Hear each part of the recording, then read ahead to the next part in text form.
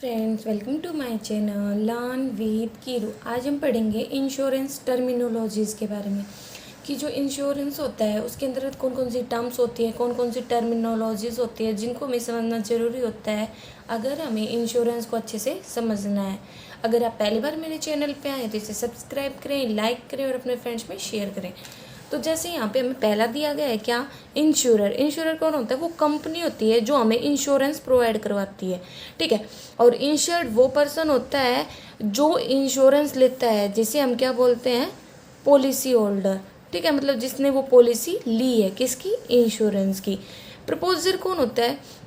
भाई जो पॉलिसी को प्रपोज कर रहा है, मतलब पॉलिसी का प्रपोजल दे रहा है, ठीक है। एक टाइप से कहें तो जैसे हमारे घर पे इंश्योरेंस का एजेंट आता है, वो हमें पॉलिसी ऑफर करता है, ठीक है। और वो हमें क्या बताता है, पॉलिसीज़ के प्लस पॉइंट बताता है कि हमें क्या फ़ायदा होगा, मतलब एक टाइप से प्रपोजल दे रहा है, ठीक है। और रीइंस्टेटमेंट क्या हो जाता है? रीइंस्टेटमेंट होता है कि जैसे आपने पॉलिसी ले रखी थी इंश्योरेंस की और वो एक टाइम के बाद क्या हो गई, लैप्स हो गई। लैप्स का मतलब हो गया कि भाई आपको ग्रेस पीरियड भी मिला था, आपने उसका यूज़ नहीं किया, ठीक है। उस टाइम पे आपने प्रीमियम पे नहीं किया, तो उस लैप्स पीरियड के बाद जब आप दोबारा से अपनी पॉलिसी को रीस्टोर करवाते हो, दोबारा से उसे एक्टिव करवाते हो, तो उसे बोलते हैं रीइंस्टेटमेंट, ठीक है। तो कहता है कि फिर बात आती है, मतलब जिसमें जो दो तीन वर्ड यूज है, लाइक लैप्स, ग्रेस पीरियड, इनको हम डिटेल में आगे समझेंगे।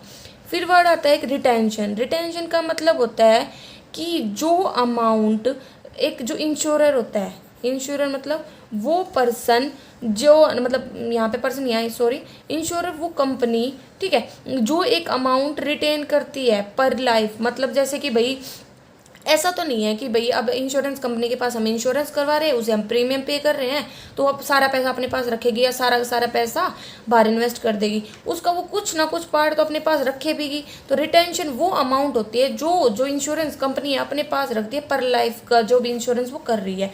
फिर बात आती है एक सरेंडर वैल्यू। सरेंडर वैल्यू क्या होता है? देखो, आप, हमें पता है कि भाई हम इंश्योरेंस पॉलिसी लेते हैं, वो एक टाइम तक हमें प्रीमियम पे करना होता है, फिर मैच्योरिटी पर हमें या तो सारा पैसा मिल जाता है या अगर हमारी डेथ हो जाती है उस दौरान तो हमें उसके अकॉर्डिंग क्लेम मिल जाता है, ठीक है। लेकिन अगर आप उस पॉलिसी को पूरा ही ना करो, ठीक है, कोई भी इमरजेंसी आ जाए या आप बीच में उस पॉलिसी को टर्मिनेट कर दो मैच्योरिटी से पहले, तो वो क्या कहलाएगी? सरेंडर वैल्यू, ठीक है। मतलब जो अमाउंट वगैरह आपको मिलेगी, जो सरेंडर वैल्यू होती है उस पर कोई भी टैक्स एग्जेम्पशन नहीं होता। अब बात आती है जो सरेंडर वैल्यू होती है वो भी दो प्रकार की होती है, एक तो गारंटीड होती है, एक स्पेशल होती है, ठीक है। तो गारंटीड होती है कि जो भी मतलब देखो, पहले साल का जो आपने प्रीमियम पे किया था उसको छोड़कर जो 3 साल होते हैं ना, उनका जो प्रीमियम था उसका 30% होता है गारंटेड, ठीक है। फिर बात आती है मैच्योरिटी। मैच्योरिटी क्या होती है? जो आपकी पॉलिसी थी उसकी जो ड्यू डेट थी, जब आपकी जो भी आप प्रीमियम पे करते हो वो पे करने की लास्ट डेट थी, वो होती है मैच्योरिटी, जब जिसके बाद आपको सारा पैसा वापस मिल जाता। एक होते हैं मोर्टेलिटी चार्जेस। मोर्टेलिटी चार्जेस कहते हैं कि वो ये एक फीस होती है जो LIC, मतलब जो भी इंश्योरेंस कंपनीज होती हैं वो हम पर लगाती हैं, वो एक इंश्योरर पर लगाती हैं उसे लाइफ कवर देने के लिए, ठीक है, मोर्टेलिटी चार्जेस। फिर बात आती है बेनिफिशरी। बेनिफिशरी कौन होगा? भाई जो बेनिफिट रिसीव करे। बेनिफिशरी मतलब बेनिफिट से आ रहा है कि जैसे भाई मैंने मेरा इंश्योरेंस करवा रखा था, तो मेरी डेथ के बाद जो मेरा बेनिफिशरी होगा, जो मेरी डेथ का बेनिफिट लेगा, वो कौन कहलाएगा? बेनिफिशियरी, ठीक है, जो बेनिफिट रिसीव करेगा। पीरिल, पीरिल का मतलब होता है रिस्क से, ठीक है। तो कहता है कि पीरिल होता है वो रिस्क, वो डैमेज जो एक इंश्योरेंस पॉलिसी कवर करती है। इसमें सब प्रकार के रिस्क आ जाते हैं, लाइक फायर का, फ्लड का, थेफ्ट का, ठीक है।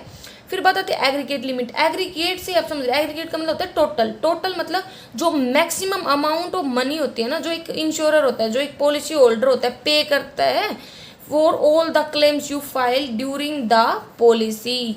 मतलब जो आपने पॉलिसी के लिए फाइल किए थे, मतलब देखो अब हमें, ठीक है, हमें नुकसान हो गया तो हम गए किसके पास? इंश्योरेंस कंपनी के पास, भाई हमने उनसे क्लेम मांगा। तो जो एग्रीगेट लिमिट होती है वो मैक्सिमम अमाउंट होती है क्लेम की, जो एक इंश्योरेंस कंपनी होती है ना वो हमें सेटल करती है, वो हमें देती है, ठीक है, जो भी क्लेम, मतलब जो भी प्रीमियम हमने पे किया था 1 साल के दौरान। फिर बात आती है चार्जेस। चार्जेस लगा लो भाई, जो इंश्योरेंस कंपनी है वो टाइम पर हमें हमारा क्लेम सेटल ना करे, हमारी सर्विस ना दे, तो उसके ऊपर चार्जेस लगते हैं। वो क्या होते हैं? जो बैंक रेट है प्रेजेंट में वो, और उसमें 2% जोड़ देंगे, प्लस कर देंगे 2%, ठीक है, जब वो डेथ क्लेम वगैरह लेट देती है। सैलरीज क्या होती है? सैलवेज होते हैं, देखो अब नॉर्मल सी बात है, लगा लो हमारी गाड़ी थी, हमने इंश्योरेंस करवा रहा था, उसका एक्सीडेंट हो गया, टूट गई, तो इंश्योरेंस कंपनी ने क्या किया, हमें सारा क्लेम वगैरह दे दिया, जो भी नुकसान वगैरह हुआ था। तो उसके बाद जो गाड़ी का टूटा फूटा भाग बचा होता है वो क्या होता है, वो कौन ले लेती है, इंश्योरेंस कंपनी। तो वो क्या कहलाता है, सैलवेज। सैलवेज वो प्रॉपर्टी होती है जो टेकन की जाती है कंपनी के द्वारा क्लेम सेटल करने के बाद। फिर क्या करती है कंपनी, उस प्रॉपर्टी को बेचेगी, उससे भी जो भी अमाउंट वगैरह रिकवर करे, ठीक है, वो सैलवेज आता है। असाइनमेंट क्या होता है, असाइन करना, मतलब किसी को सौंप देना। जब जो आपकी इंश्योरेंस पॉलिसी है आप उसके राइट किसी अदर पार्टी को ट्रांसफर कर देते हो। असाइनमेंट रेफर करता है ट्रांसफर करना पॉलिसी के राइट्स को कि एक पर्सन से दूसरे पर्सन के पास। ये जो असाइन नहीं होता है ना, ये किसके सेक्शन के अंतर्गत होता है, 38 के अंतर्गत।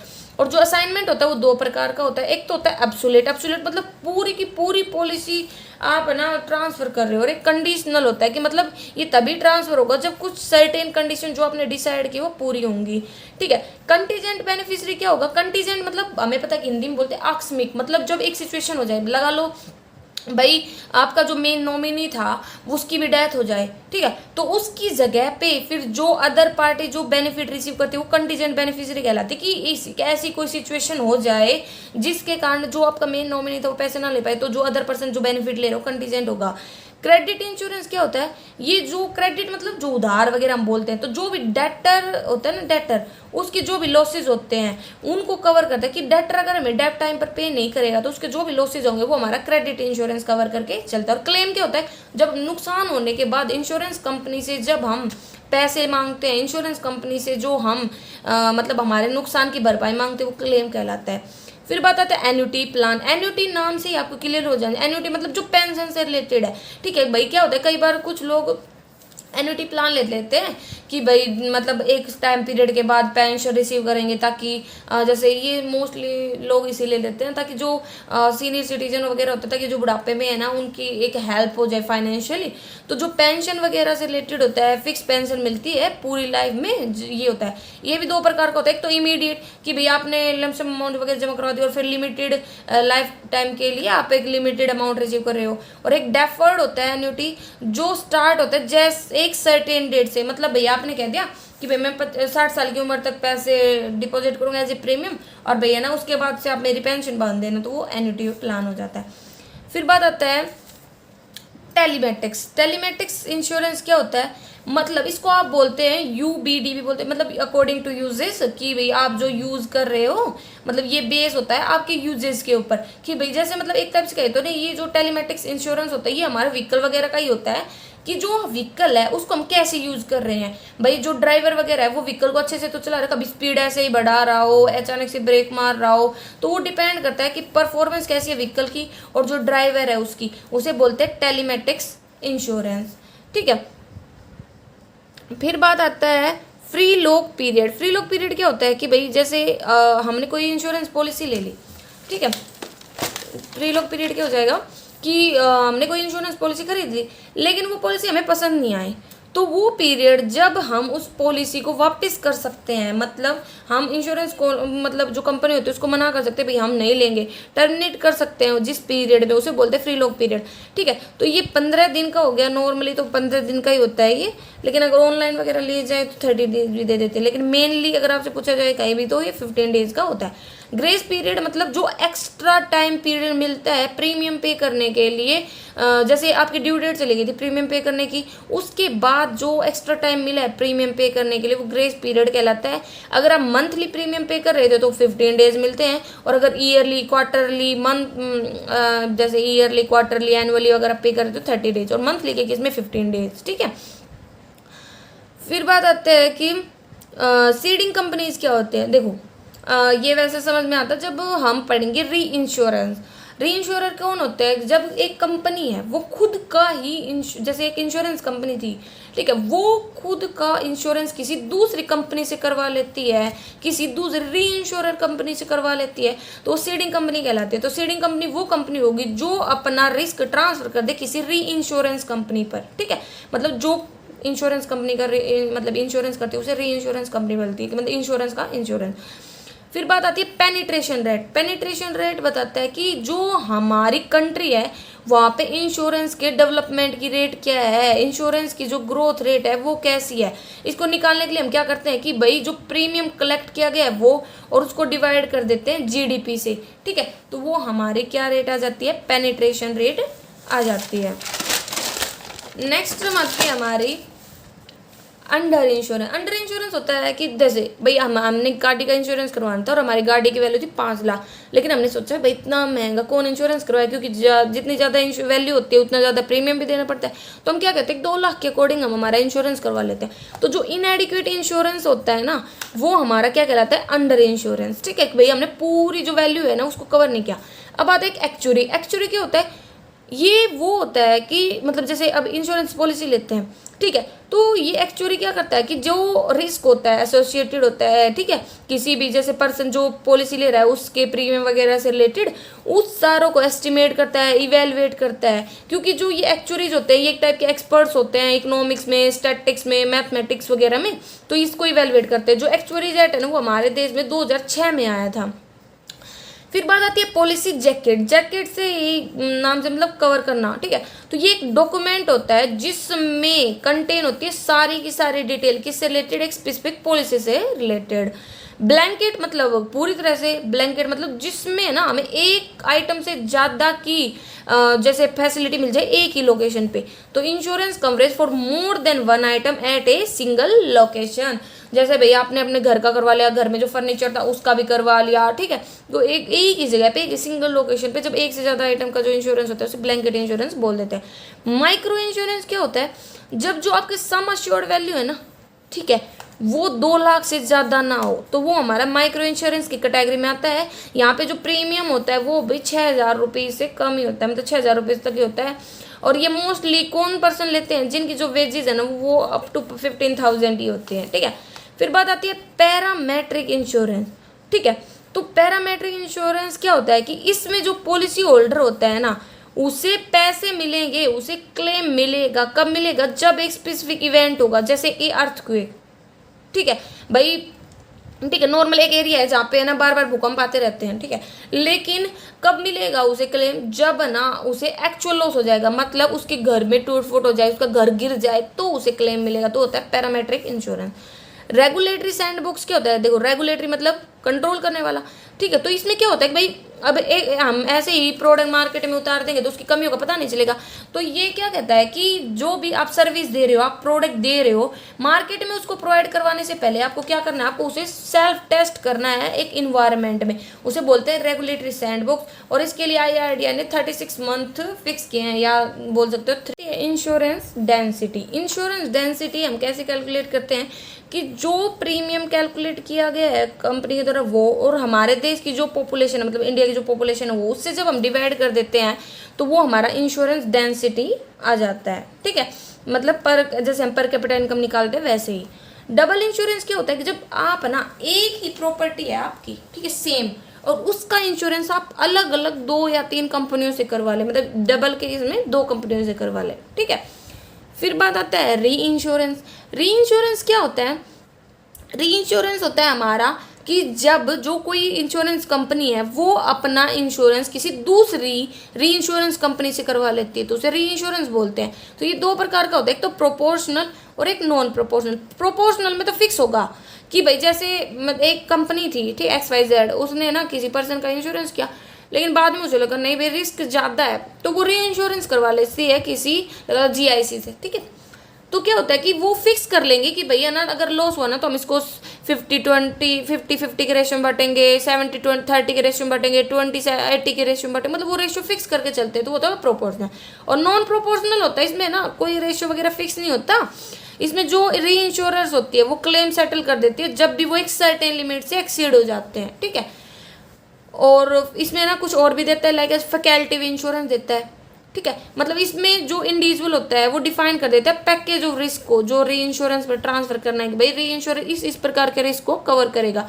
और ट्रीटी इंश्योरेंस में ना सारे के सारे जो रिस्क होते हैं ना वो सारे री इंश्योरर पर ट्रांसफर कर दिए जाते हैं ट्रीटी में, जबकि फैकल्टी में वो फिक्स बता देते हैं ये इंश्योरेंस के रिस्क ट्रांसफर कर देते। एक वर्ड होता है सेशन, ठीक है। सेशन क्या होता है, जो पोर्शन है इंश्योरेंस का ट्रांसफर करते हैं किसी भी री इंश्योरेंस पर एक्सीडिंग कंपनी के द्वारा, वो सेशन कहलाता है, ठीक है। कि मतलब जो इंश्योरेंस ट्रांसफर किया गया, इंश्योरेंस का जो पोर्शन ट्रांसफर किया गया है किसी भी री इंश्योरेंस कंपनी पर, किसके द्वारा, एक्सीडिंग कंपनी। सीडिंग कंपनी कौन, जो अपना खुद का री इंश्योरेंस करवा रही है, ठीक है, तो वो क्या कहलाएगा, सेशन। अब बात आते हैं नॉन स्टैंडर्ड लाइफ इंश्योरेंस बोल सकते हो, या आप इसे रेटेड पॉलिसी भी बोल सकते हो। देखो नॉर्मल सी बात है, हम इंश्योरेंस लेंगे तो ऐसा है क्या, दो लोग थे, ठीक है, दोनों ने लाइफ इंश्योरेंस लिया, तो दोनों से कंपनी ने क्या किया, अलग अलग प्रीमियम चार्ज किया। भाई ऐसा क्यों, क्योंकि अलग अलग पर्सन की सिचुएशन अलग अलग होगी। अलग अलग पर्सन, भाई कोई पर्सन बहुत हेल्थी है, उसको कोई बीमारी नहीं है, और दूसरा है थोड़ा भाई उसकी हेल्थ इतनी ज़्यादा भी ठीक नहीं रहती, तो रिस्क ज़्यादा है ना उस पर्सन के केस में जिसकी हेल्थ का कुछ भी नहीं पता। तो वहाँ पे क्या होता है, नॉन स्टैंडर्ड लाइफ इंश्योरेंस की बात आती है, एक टाइप की रेटेड पॉलिसी की बात आती है, क्योंकि यहाँ पे जो इंश्योरेंस कंपनी होती है ना, वो एक्स्ट्रा प्रीमियम चार्ज करती है नॉर्मल रेट ऑफ इंटरेस्ट से, क्योंकि वहाँ पे रिस्क ज़्यादा है, ठीक है। मतलब जो रेट ऑफ प्रीमियम है ना, वो डिफरेंट है दो लोगों के लिए। फिर बात आती है मार्केट वैल्यू, मतलब जो मार्केट वैल्यू है आपकी जो भी पॉलिसी है उसकी, वो वैल्यू है वो क्या है, मार्केट में क्या है, तो ये डिसाइड की जाती है डिमांड के और जो सप्लाई फोर्सेज होते हैं मार्केट में, डिमांड और सप्लाई के अकॉर्डिंग। स्विचिंग मतलब स्विच करना, मतलब बदलना, मतलब मूव करना किसी डिफरेंट पॉलिसी पर, या ट्रांसफर करना फंड को अनोदर में सेम पॉलिसी के अंतर्गत। जैसे भाई आप है ना सेम पॉलिसी के अंतर्गत अपने जो फंड थे उसको इक्विटी की जगह पे इक्विटी से अब डेट्स में भेज दो, ठीक है, डेट से इक्विटी में भेज दो, मतलब सेम पॉलिसी के अंतर्गत आप अपने फंड्स को ट्रांसफर कर रहे हो एक फंड से दूसरे फंड में, ठीक है, एक सर्टेन लिमिट तक। उसमें फीस भी चार्ज होती है, ठीक है। फिर बात आती है इंश्योरेंस अंडरराइटर। ये कौन होता है, ये जो अंडरराइटर होता है ना, ये वो पर्सन होता है जो एनालाइज करता है, असेस करता है रिस्क को प्रोवाइड करवाने में इंश्योरेंस इंडिविजुअल या कंपनी को। मतलब अंडरराइटर ये बता देता है कि जो पर्सन है जिसको हम इंश्योरेंस दे रहे हैं, क्या हमें उसको इंश्योरेंस देना भी चाहिए, नहीं देना चाहिए, मतलब उससे टाइमली प्रीमियम मिलेगा या नहीं, ये सब बता देता है। असेस्ड वैल्यू मतलब जो भी हमारी पॉलिसी है, प्रॉपर्टी है, उसकी जो मॉनिटरी वर्थ है वो हमारी असेस्ड वैल्यू कहलाती है, ठीक है, क्योंकि ये हेल्प करती है हमें कैलकुलेट करने में टैक्स वगैरह हमारी जो भी प्रॉपर्टी है उसके ऊपर। एक्यूमुलेशन पीरियड क्या होता है, ठीक है, मतलब ये वो पीरियड ऑफ टाइम होता है जिसके अंतर्गत जो मनी है ना वो डिपॉजिट की जाती है एक एन्युटी कॉन्ट्रैक्ट में। मतलब क्योंकि देखो एन्युटी कॉन्ट्रैक्ट में क्या होता है कि भाई हम ये कहते हैं कि भाई आप इतना पैसा रख लो और इतने साल बाद या मेरी इतनी उम्र हो जाए तब आप मेरे को ना मंथली इतने इतने पैसे देने लग जाना।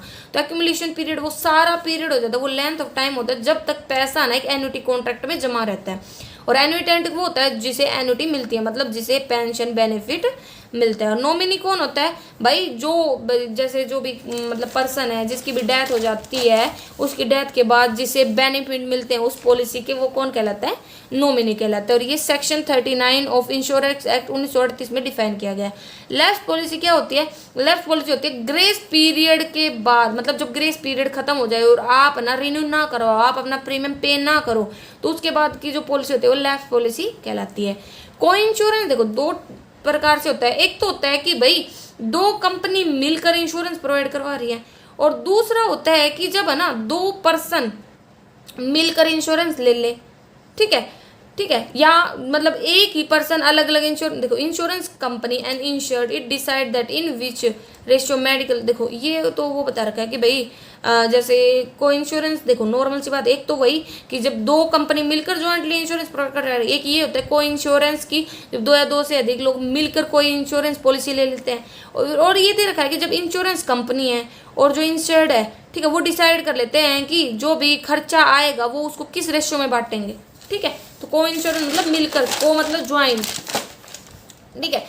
कैशलेस ट्रीटमेंट क्या होता है हेल्थ पॉलिसी में, देखो नॉर्मल से क्या होता है भाई, कई बार क्या होता है हॉस्पिटल में जैसे हम गए, हम वहाँ पे भर्ती हो गए, तो हमें क्या होता है कि डॉक्टर को पैसे जमा करवाने पड़ते हैं, ठीक है, क्योंकि बाद में तो हम ठीक है वो बिल वगैरह दिखा के इंश्योरेंस कंपनी से ले लेते हैं। लेकिन क्या होता है कुछ लोगों की फाइनेंशियल कंडीशन इतनी अच्छी भी नहीं होती, तो वहाँ पे ये कैशलेस ट्रीटमेंट होता है ना, ये हेल्पफुल होता है। इसमें क्या होता है कि जो इंश्योरेंस कंपनी है और जो हॉस्पिटल होता है उनका डायरेक्ट लिंक होता है, मतलब हॉस्पिटल वालों को बोल दिया जाता है कि भाई मैंने इस इंश्योरेंस कंपनी से इंश्योरेंस वगैरह करवा रखा है, और वो डायरेक्टली उस इंश्योरेंस कंपनी से पैसे ले लेती है। फैमिली फ्लोटर हेल्थ इंश्योरेंस क्या होता है, जिसमें पूरी फैमिली को कवर कर लिया जाता है एक ही सिंगल प्लान के अंतर्गत, मतलब खुद आ जाए, उसकी वाइफ आ जाए, उसके बच्चे आ जाए या माता पिता। ऑटोमेटिक रिस्टोरेशन क्या होता है, मतलब if one time amount of policy exhaust then company again restore it. Automatic restore करना मतलब दोबारा से रिफिल करना एक टाइप से। ये देखो ये क्या होता है कि जैसे भैया आपने ना हेल्थ इंश्योरेंस करवाया और आपको 5 लाख रुपए की फैसिलिटी मिलती है कि आपकी जो भी हेल्थ खराब होती है उस पर। तो कहता है कि जैसे ही आप गए, आप एक बार हॉस्पिटल में भर्ती हो गए तो आपका 5 लाख का खर्चा हो गया, तो उसके बाद दोबारा से वो रिफिल हो जाता है। मतलब दोबारा से अगर आपको फिर से हॉस्पिटल में जाने की जरूरत पड़ती है तो कंपनी अपने आप उसको पे कर देगी। तो इसमें क्या होता है कि 2 प्रकार का होता है, एक तो कंप्लीट एग्जॉस्शन, एक पार्शियल। कंप्लीट में होगा भाई हम 5 लाख लिमिट फिक्स करके चले थे, अगर लगा लो आपका पहली बार खर्चा सिर्फ 4 लाख आया है तो दूसरी बार अगर आपका फिर से 4 लाख आता है ना तो आपको 4 लाख फैसिलिटी नहीं मिलेगी, पहले 5 लाख पूरे करना, मतलब 4 लाख तो यूज हो गए थे तो 1 लाख तक ही आपको वहां पे है ना फिर क्लेम मिलता है, आपको 1 लाख तक की फैसिलिटी मिलती है। जो कि पार्सल में क्या होता है कि अगर आपने है ना 5 लाख में से 4 लाख का भी इंश्योरेंस कवर हुआ था अभी तक, मतलब आपको फैसिलिटी मिली थी, तो अगली बार भी आपको दोबारा से 4 लाख की मिल जाएगी। यहाँ पे ऐसा नहीं होता कि भाई पहले 5 लाख को पूरा आपको कवर करवाना है जितने की आपने पॉलिसी ले रखी है, ठीक है। इसमें रिफिल ऑप्शन होता है बिना किसी एग्जॉस्ट के, जबकि इसमें आपको पहले जो पैसा है उसको पूरा एग्जॉस्ट करना पड़ता है, दोबारा से बाद में वो रिफिल हो पाता है। फिर आता है top up health insurance plan. Top up का मतलब तो होता है वैसे इंक्रीज करना एडिशनल अमाउंट। तो कहता है कि top up health insurance plan क्या होता है, ये एडिशनल फाइनेंशियल सिक्योरिटी देता है एग्जॉस्ट के केस में, ठीक है। तो नॉर्मल भी होता है, सुपर भी होता है। सुपर होता है ओनली एक टाइम पर डिडक्टेबल होता है, जबकि इसमें क्या होता है कि जितनी बार आप हॉस्पिटल में जाओगे उतनी बार आपको ना डिडक्टेबल पे करना पड़ेगा। ये क्यों किया जाता है भाई, अब आपको अगर ऐसा ना करे तो इंश्योरेंस कंपनी, तो छोटी छोटी बीमारियों के लिए भी लोग क्या करेंगे, बार बार हॉस्पिटल जाना स्टार्ट कर देंगे। तो डिडक्टेबल क्या होती है, पहले तो ये अमाउंट देखो, डिडक्टेबल वो अमाउंट होती है जो पॉलिसी होल्डर मतलब जिसने अपना इंश्योरेंस करवा रखा है उसे खुद की जेब से भरने पड़ते हैं, ठीक है। और उसके अलावा जो खर्चा होता है वो हमारी इंश्योरेंस कंपनी पे करती है। इसको आप कोपे क्लोज भी बोल सकते हो, ठीक है। तो नॉर्मल में क्या होता है कि हर बार आपको डिडक्टेबल पे करना पड़ता है जितनी बार आप हॉस्पिटल, जबकि इसमें एक बार डिडक्टेबल के बाद जितना भी खर्चा होगा वो सारा इंश्योरेंस कंपनी पे करती है। इसमें प्रीमियम भी फिर हाई होता है। सर्वाइवल बेनिफिट क्या होता है, कई बार क्या होता है कि भाई जो पर्सन है जिसने अपना इंश्योरेंस ले लेता है वो सर्वाइव कर जाता है, मतलब भाई जितने टाइम के लिए लिया था उस टाइम पर उसकी को डेथ वगैरह ना हो तो उसके बाद जो पेमेंट मिले, उसके बाद जो पैसा मिले, ठीक है। तो ये यूलिप में और इंडोमेंट पॉलिसी में ही होता है। यूलिप मतलब यूनिक लिंक इंश्योरेंस प्लान, ठीक है। तो ये इन दोनों में ही ये सर्विस मिलती है। इंडोमेंट में तो दोनों कवर हो जाते हैं, यूलिप और ट्रम, क्योंकि जो ट्रम होते हैं उसमें तो हमें सर पैसे तभी मिलते हैं जब हमारा उस ट्रम के दौरान अगर डेथ होती है, जब, और यूलिप में टाइम पीरियड पूरा हो जाने के बाद भी हमें मैच्योरिटी बेनिफिट मिलता है। और इसमें दोनों ही, डेथ बीच में होगी तो भी मिलेंगे और मैच्योरिटी पर भी मिलेंगे, ठीक है। फिर बात आती है प्रीमियम। प्रीमियम 2 प्रकार का होता है, एक तो होता है सिंगल प्रीमियम और एक होता है रेगुलर प्रीमियम। सिंगल प्रीमियम और रेगुलर, रेगुलर में होता है कि भाई पीरियडिकली पे करना पड़ता है, जबकि सिंगल में हम लमसम पेमेंट कर देते हैं कंपनी को ही। फिर आता है इंक्लूजन और एक्सक्लूजन। इंक्लूजन का मतलब होता है, इसमें तो ये सारी बातें लिखी होंगी कि भाई आपकी जो पॉलिसी आपने ली है इंश्योरेंस की उसमें कौन कौन से प्रकार के इंश्योरेंस कवर है भाई। जैसे आपने हेल्थ की ली थी तो भाई अगर आपको हेल्थ से रिलेटेड, भाई अगर आपको बॉडी वाली बीमारी होती है क्या वो है, मेंटल हेल्थ है तो वो। और एक्सक्लूजन मतलब क्या क्या चीज़ें कवर नहीं है, जैसे भाई सर्जरी कवर नहीं है, फेस की आप सर्जरी वगैरह करवा रहे हो, या जो भी मैटरनिटी लीव वगैरह मतलब जो भी माँ बनने से रिलेटेड जो बीमारियाँ वगैरह होती हैं, जो भी हेल्थ इश्यूज होते हैं छोटे मोटे, वो इंक्लूड नहीं है। मतलब कुछ भी हो सकता है, ये बताएगा कि क्या इंक्लूड है क्या नहीं है। No claim bonus on health insurance. No claim bonus का मतलब होता है कि अगर आप बार बार है ना भाई क्या करवा रहे हो, अपना हेल्थ इंश्योरेंस मांग रहे हो, मतलब बार बार आप हॉस्पिटल में भर्ती हो रहे हो, बार बार आप है ना कंपनी से क्लेम मांग रहे हो, तो उस टाइम पे आपको कोई भी बेनिफिट नहीं मिलता कंपनी से। जबकि क्या होता है कि कई बार है ना हमें फ़ायदा भी मिलता है इंश्योरेंस कंपनी जो छोटे में मिलते हैं, वो हम आगे पढ़ेंगे। सोल्वेंसी रेशियो क्या होता है, ये बताता है कि कंपनी की फाइनेंशियल सिचुएशन कैसी है प्रीमियम पे करने के लिए, नहीं सॉरी प्रीमियम कह रही हूँ, सोल्वेंसी रेशियो मतलब कि कंपनी की फाइनेंशियल सिचुएशन कैसी है अपने क्लेम वगैरह को सेटल करने के लिए। ये नॉर्मली IRDAI के अकॉर्डिंग मतलब 150% होना चाहिए। ये निकालने का तरीका होता है हमारा अवेलेबल जो सोल्वेंसी मार्जिन है उसको रिक्वायर्ड सोल्वेंसी मार्जिन से डिवाइड कर देते हैं। अवेलेबल सोल्वेंसी मार्जिन तो होता है एसेट्स में से लायबिलिटी घटा दो, जबकि रिक्वायर्ड सोल्वेंसी मार्जिन ये हमारा IRDAI अपनी रिपोर्ट में बताता है। फिर बात आता है परसिस्टेंसी रेशियो। ये बताता है परसिस्टेंसी कि एक पॉलिसी होल्डर है वो कितना इच्छुक है रिन्यू करवाने के लिए अपनी पॉलिसी को। देखो अगर ये अच्छा होगा तो इससे ये पता चलता है कि भाई कस्टमर सेटिस्फाई है उस कंपनी से, उसकी सर्विस से। और अगर वो घटता जाता है इसका मतलब है कि लोग इंटरेस्टेड नहीं है इंश्योरेंस को दोबारा से रिन्यू करवाने में, पॉलिसी लेने में। ठीक है, तो इसमें पॉलिसी होल्डर ने जो प्रीमियम किया वो और कितनी एक्टिव पॉलिसी होल्डर उसे डिवाइड कर देते हैं। नॉर्मली ये होता है 8:1 के, मतलब 8:1 के रेशियो में, 8:10 के, ठीक है, 80-100। इनकर्ड क्लेम रेशियो क्या होता है, देखो ये इंडिकेट करता है कि जो इंश्योरर्स है उसकी एबिलिटी क्लेम वगैरह पे करने की। ठीक है, तो उसे बोलते हैं इनकर्ड क्लेम रेशियो। फिर आता है सबरोगेशन। सबरोगेशन का मतलब देखो आप गाड़ी चला रहे थे, किसी मतलब किसी अदर पर्सन ने आपकी गाड़ी को टक्कर मार दी, उससे है ना आपकी गाड़ी को क्या हो गया, नुकसान हो गया। ठीक है, इंश्योरेंस कंपनी तो आपको पैसा दे दिया, लेकिन अब इंश्योरेंस कंपनी क्या करेगी, उस पर्सन से उसको रिकवर करेगी उस सारे लॉस को। उसे बोलते हैं सबरोगेशन। मतलब पॉलिसी होल्डर की बिहाफ पर थर्ड पार्टी से पैसे रिकवर करना, उसके ऊपर केस करना। अनअर्न्ड प्रीमियम का मतलब होता है कि मतलब वो पैसा आपने ना भाई जो मतलब जो प्रीमियम है, जो अनअर्न्ड प्रीमियम है वो पार्ट होता है जो हमारे नेट प्रॉफिट में अब तक काउंट नहीं हुआ है। ठीक है, नोट काउंट इन प्रॉफिट। कई बार क्या होता है कि भाई मतलब लगा लो कंपनी ने ना प्रीमियम तो रिसीव कर लिया, लेकिन अब तक ना उसकी सर्विस ही नहीं दी है उसने उस कस्टमर को, उस पॉलिसी होल्डर को। ठीक है, तो वो होता है हमारा अनअर्न्ड प्रीमियम। वेस्टिंग एज वो होती है वो एज जब से पेंशन मिलना स्टार्ट हो जाए, इसको वेस्टिंग डेट भी बोल देते हैं। ग्रुप इंश्योरेंस जब है ना ग्रुप में इंश्योरेंस लिया जाता है, जैसे एक कंपनी है वो अपने सभी एम्प्लॉयज का इंश्योरेंस करवा ले एक सिंगल पॉलिसी के अंतर्गत, तो उसे बोल देते हैं ग्रुप इंश्योरेंस। फिर बात आती है प्रीमियम रिडायरेक्शन। रिडायरेक्शन मतलब दूसरी डायरेक्शन की तरफ मूव करवाना। तो कई बार क्या होता है कि पॉलिसी होल्डर ये बोल देता है कंपनी को कि भाई जो भी पैसे मैं दे रहा हूँ प्रीमियम के रूप में, आप उसको ना कहीं दूसरी जगह इन्वेस्ट करो। भाई आप बता देते हो स्पेशल प्लान वगैरह कहाँ पे, लेकिन ये अप्लीकेबल होगा सिर्फ जो आप अब नया प्रीमियम दोगे। पहले जो इन्वेस्ट हो गया कहीं उसके ऊपर ये लागू नहीं होता।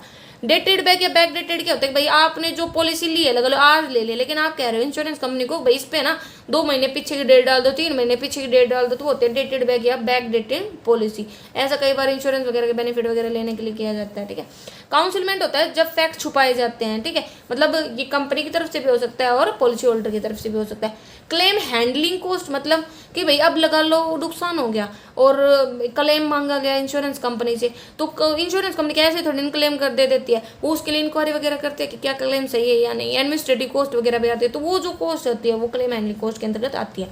बैंक का इंश्योरेंस क्या होता है, जब एक इंश्योरेंस कंपनी किसी बैंक के साथ टाई अप करके अपने इंश्योरेंस के प्रोडक्ट को बेचती है उसे बोलते हैं बैंक का इंश्योरेंस। थर्ड पार्टी और एक्ट ओनली इंश्योरेंस क्या होता है कि ये ना जैसे भाई आपसे क्या हो जाए किसी थर्ड पार्टी का, मतलब आप गाड़ी चला रहे थे और आपने किसी की गाड़ी में टक्कर मार दी और उससे उसकी गाड़ी डैमेज हो गई, तो उस लोग को जो कवर करता है उसे बोलते हैं थर्ड पार्टी या एक्ट ओनली इंश्योरेंस। इसमें आपकी गाड़ी को नुकसान होगा वो कवर नहीं होगा। प्रपोजल फॉर्म वही कि जो अप्लाई करने के लिए होता है इंश्योरेंस में।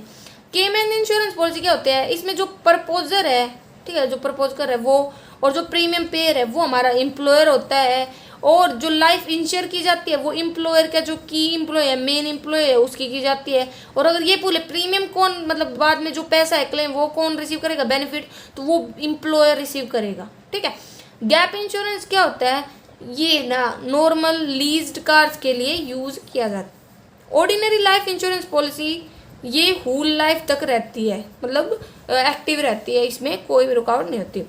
हल इंश्योरेंस क्या होता है कि जैसे जो जहाज होता है ना, जहाज उसका जो इंश्योरेंस होता है उसे बोलते हैं हल इंश्योरेंस। अम्ब्रेला इंश्योरेंस पॉलिसी क्या होती है, जो एक्स्ट्रा लायबिलिटी वगैरह होती है ना उसको कवर करती है। अम्ब्रेला मतलब पूरी छतरी टाइप की पूरी जो भी एक्स्ट्रा लायबिलिटी वगैरह राइज और उसको कवर करेगी। वॉइड कॉन्ट्रैक्ट कहता है कि ceases to be enforceable eight law, मतलब वॉइड मतलब भाई जब जो लॉ है ना उसको ना लागू ना करे, वो ऐसा कॉन्ट्रैक्ट होता है वॉइड कॉन्ट्रैक्ट। पेनिट्रेशन रेट वही कि जो हमारे देश में ग्रोथ क्या है किसकी, इंश्योरेंस सेक्टर के, वो बताता है। कोवेरिएंट रिस्क क्या होता है, जो अफेक्ट करता है बहुत सारे पॉलिसी होल्डर को एक टाइम पर। ठीक है, तो उसे बोलते हैं covariant risk, number of policy holder को अफेक्ट करे एक साथ। टेबुलर प्रीमियम मतलब टोटल प्रीमियम जो एक्चुअल में एक कस्टमर से चार्ज किया जाता है वो हमारा टेबुलर प्रीमियम कहलाता है।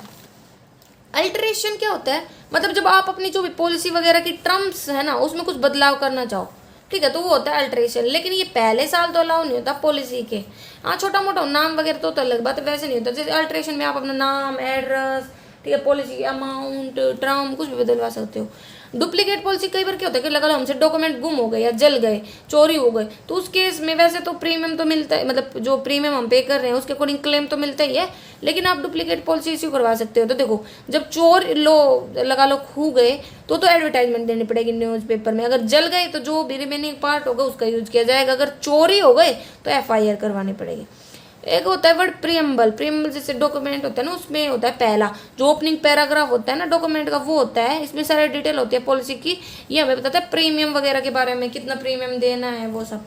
टर्म इंश्योरेंस मतलब जो फाइनेंशियल प्रोटेक्शन देता है स्पेसिफिक टाइम पीरियड तक, मतलब इसमें मैच्योरिटी बेनिफिट नहीं होता। टर्म इंश्योरेंस पॉलिसी ये कहती है कि लगा लो आपने 5 साल की इंश्योरेंस पॉलिसी ली है, तो 5 साल के दौरान अगर आपकी डेथ वगैरह होती है, आपको कुछ भी होता है, तो ये आपके जो भी लॉसेज हैं, आपके जो भी क्लेम है उनको सेटल करेगा। लेकिन अगर 5 साल पीरियड होने के बाद अगर आपको नुकसान वगैरह होता है तो ये उसमें कवर नहीं होता।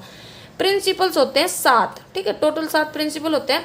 इंश्योरेबल इंटरेस्ट का मतलब होता है कि आपका इंटरेस्ट है ना, जिस चीज़ का आप इंश्योरेंस ले रहे हो, मतलब जिसमें अगर नुकसान हो आपको, वो अफेक्ट करे, फाइनेंशियल लॉस हो, मॉनेटरी लॉस हो।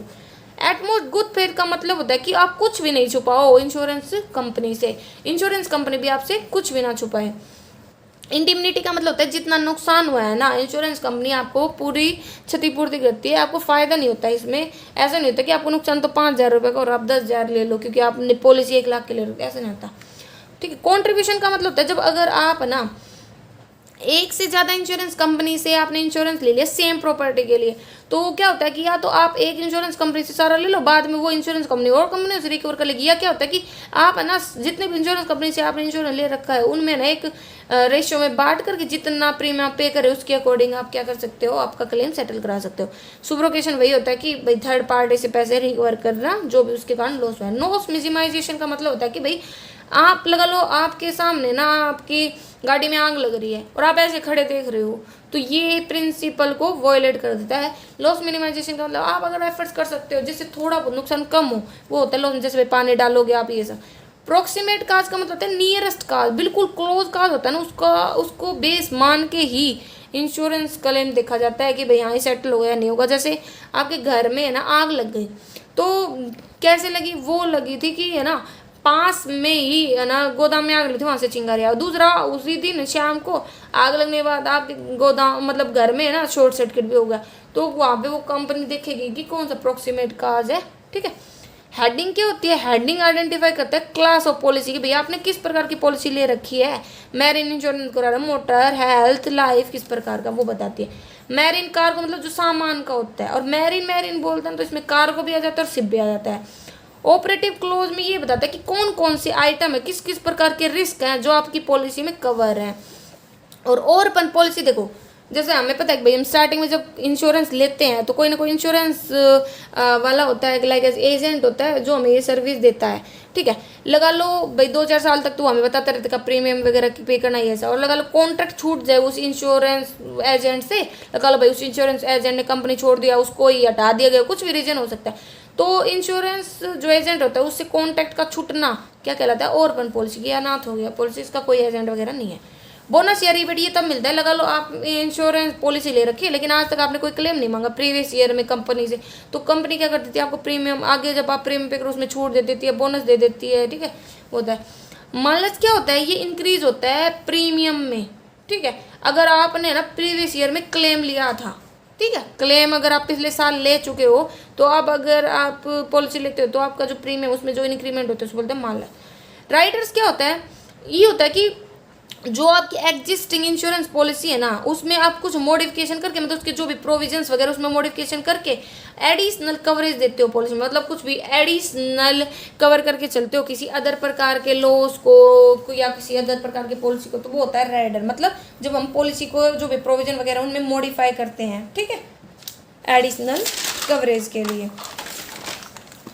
फिर बात आता है कॉन्स्टेबल पीरियड। कॉन्स्टेबल क्या होता है, देखो ठीक है नुकसान हो गया, आपने कंपनी से क्लेम मांगा तो कंपनी ऐसे तो क्लेम देगी नहीं, तो वो ड्यूरेशन जिसके दौरान कंपनी इन्वेस्टिगेट करती है कि जो पॉलिसी है और मतलब वो जो क्लेम मांगा गया है वो सही है या नहीं, इन सब के बारे में। तो वो जो पीरियड होता है उसे बोलते हैं कॉन्टेस्टेबल पीरियड।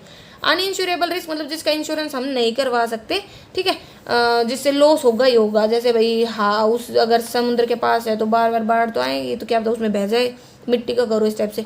एक होता है एक्ट ऑफ गॉड, जैसे तूफान बाढ़ इनसे हो तो वो भी कवर नहीं होता। इंश्योरेंस रिपोजिटरी, ठीक है, ये 2013 में स्टार्ट हुआ था इंडिया में, और पहली बार है ना इंडिया में ही स्टार्ट हुआ था। ओवरऑल देखे तो जो इंश्योरेंस रिपोजिटरी होता है ना, ये कंपनी होती है जो मेंटेन करती है डाटा को। क्योंकि देखो भाई आज के टाइम पे तो सब कुछ इलेक्ट्रॉनिकली हो गया है, तो इंश्योरेंस डिपॉजिटरी क्या करता है, इलेक्ट्रॉनिक फॉर्म में डाटा को मेंटेन करता है कंपनी के बिहाफ पर। क्या होता है कि जो हार्ड कॉपी होते हैं वो कंपनी के पास होते हैं, वो इसको इसके पास भेजती है और ये ना उसको सॉफ्ट कॉपी में कन्वर्ट कर देता है। एट प्रेजेंट 5 इंश्योरेंस रिपोजिटरी है हमारे देश में की पॉलिसी इन इलेक्ट्रॉनिक मोड, ठीक है। तो ये ना पॉलिसी को इलेक्ट्रॉनिक मोड में रखवाता है और ये 7 दिन में हो जाता है, मतलब इलेक्ट्रॉनिक प्रोसेस ये सब है। अब आता है कोलेट्रल असाइनमेंट। जब हम है ना पॉलिसी जो हमने ले रखी इंश्योरेंस की उसको लोन लेने के लिए कि एज ए फॉर्म में कोलेट्रल की फॉर्म में गिरवी रख दे, ठीक, कोलेट्रल मतलब एज ए सिक्योरिटी रख दे। कैप्टिव एजेंट कौन होगा, ठीक है, जो एक जैसे भाई आप एक इंश्योरेंस कंपनी के लिए काम कर रहे हो तो आप सिर्फ उसी के लिए रिस्पॉन्सिबल हो, आप उसी के प्रोडक्ट बेचोगे, उसी का प्रमोशन करोगे। आप किसी अदर को जो कंपनी होगी ना उसके प्रोडक्ट ना तो बेच सकते हो ना आप उसके लिए रिस्पॉन्सिबल हो, तो इसे रिस्ट्रिक्टेड बोलते हैं एग्रीमेंट के द्वारा। पेड अप वैल्यू क्या होगी, ठीक है, देखो आपने इंश्योरेंस पॉलिसी ली थी 5 साल के लिए और तो आपने 3 साल तक तो इंश्योरेंस पे किया, फिर आपने उसके बाद पे करना बंद कर दिया और आपने ना उस पैसे को विड्रॉ किया, तो उसे बोलते हैं paid up value. Automobile liability insurance क्या कहता है, ये फाइनेंशियल प्रोटेक्शन होता है किसका, ड्राइवर का, ठीक है, जो है ना एक व्हीकल को ऑपरेट करते रहे किसी दूसरे के व्हीकल को नुकसान पहुंचा देता है। पैकेज पॉलिसी जिसमें ना 2 या 2 से अधिक इंडिविजुअल पॉलिसी को एक ही सिंगल पॉलिसी में कवर कर लिया जाता है, तो वो हो जाती है पैकेज। पैकेज मतलब एक पैकेट में, ठीक है, 2 या 2 से ज़्यादा इंडिविजुअल पॉलिसी जब एक सिंगल पैकेट में आ जाती है तो वो पैकेज पॉलिसी कहलाती है। फ्लोटर इंश्योरेंस क्या होता है, ये कवर करता है ऐसी प्रॉपर्टी के इंश्योरेंस को, देखो जिसको हम आसानी से मूव वगैरह कर सकते हैं एक से दूसरी जगह पे, और जो नॉर्मल जो हमारे इंश्योरेंस पॉलिसी होती है उन्हें कवर ना हो, लाइक एज एक्सपेंसिव जो ज्वेलरी है, एंटीक इक्विपमेंट है, रेयर कॉइन्स वगैरह वो। सोलिसिटेशंस क्या होता है, ठीक है, तो कहता है कि it is known as approaching a client तक पहुंचना बाय इंश्योर, एक इंश्योरेंस के द्वारा या एक इंटरमीडियरी के द्वारा, कि उसे हम कन्वेंस कर पाएँ कि वो एक इंश्योरेंस पॉलिसी को खरीद ले। तो सोलिसिटेशन वो प्रोसेस होता है जब जिसमें एक कंपनी है या जो उसका एजेंट है वो ना जो भी पॉलिसी होल्डर होता है, जो भी पर्सन होता है उस तक पहुँचते हैं ताकि उसको कन्वेंस कर पाएँ पॉलिसी खरीदने के लिए। प्रोस्पर क्या होता है, जो पर्सन पॉलिसी को बाय करता है खुद के लिए अपनी फैमिली के लिए, प्रोस्पर कहलाएगा। कंपलसरी इंश्योरेंस, ये आज के टाइम में मोटर इंश्योरेंस जो थर्ड पार्टी का होता है ना उसके लिए होता है, कंपलसरी होता है। जब भी आप कोई गाड़ी वगैरह या बाइक वगैरह खरीदोगे तो ये कंपलसरी होगा। कमीशन क्या होता है, जो फीस पे की, कमीशन क्या होता है कि भाई जो फीस पे की जाती है इंश्योर कंपनी के द्वारा एजेंट्स को, अपने ब्रोकर्स को, क्योंकि वो उसकी हेल्प करते हैं पॉलिसी वगैरह बेचने में, ये सब। वेटिंग पीरियड क्या होता है, ये वो मिनिमम टाइम होता है, ठीक है, मतलब लगा लो आपने ना हेल्थ का इंश्योरेंस करवा लिया, ठीक है, तो लगा लो अगर आपको उसके दूसरे दिन ही है ना नुकसान हो जाता है, आपका एक्सीडेंट हो जाता है या आपकी हेल्थ ख़राब हो जाती है और आपको ना मतलब अगर आप इंश्योरेंस कंपनी से क्लेम मांगो तो वो नहीं देगी। तो वेटिंग पीरियड वो पीरियड होता है जब आपने इंश्योरेंस पॉलिसी ली और उसके बाद तक कुछ फिक्स पीरियड तक आपको जब क्लेम नहीं मिलता है, उसके बाद जब कवर होना स्टार्ट होता है वो वेटिंग पीरियड होता है। ये नॉर्मली तो 1 मंथ होता है हेल्थ इंश्योरेंस में, तो ये मिनिमम टाइम होता है जो पास होता है बिफोर समवन और all of your insurance care coverage can begin, जब आपका इंश्योरेंस हेल्थ कवरेज स्टार्ट होता है उससे पहले जो पीरियड पास होता है। सम एश्योर वही है, अमाउंट होती है जो इंश्योरर एग्री होता है पे करने के लिए जब कोई स्पेशल इवेंट अकर होगा। डेफरमेंट पीरियड क्या होता है, period between the date of subscription, जब आपने जो भी पॉलिसी है वो खरीदी थी वो, to an insurance cum pension policy and the time at which the first instalment of pension लेने, मतलब जब आपने सब्सक्रिप्शन लिया था, मतलब जब आपने इंश्योरेंस पॉलिसी ली थी और वो टाइम जब आपको पहले इंस्टॉलमेंट मिलती है पेंशन की, उसके बीच का जो पीरियड होता है उसे बोलते हैं डेफरमेंट पीरियड, मतलब स्थगन पीरियड। अंडरराइटर वही वो पर्सन होता है जो एनालाइज करता है रिस्क को, इवेलुएट करता है, ठीक है, और ये बताता है कि हमें उस पर्सन को इंश्योरेंस पॉलिसी देनी चाहिए या नहीं, ठीक है। तो ये हमारी 100+ टर्म्स थी, ठीक है, तो आप इनको समझ सकते हैं। Thank you.